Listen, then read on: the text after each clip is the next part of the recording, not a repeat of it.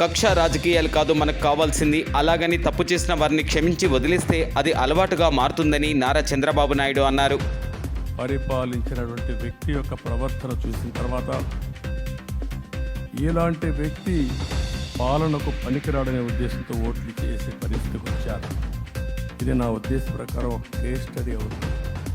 మనందరం కానీ జాగ్రత్తగా ఆలోచిస్తే, కానీ మనం కూడా అదే విధంగా కక్ష తీర్చుకోవాలి అని కానీ మనం ముందుకు పోతే మనకు కూడా సమస్య వస్తుంది.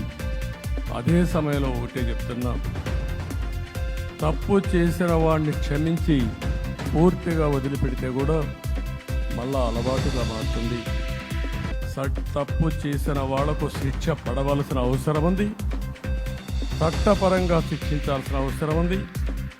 అదే సమయంలో విధ్వంస రాజకీయాలు, కక్షా రాజకీయాలు కాకుండా ఇవన్నిటిని ప్రక్షాళన చేయాల్సిన అవసరం ఉందని చెప్పి కూడా నేను మీకు తెలియజేస్తున్నాను.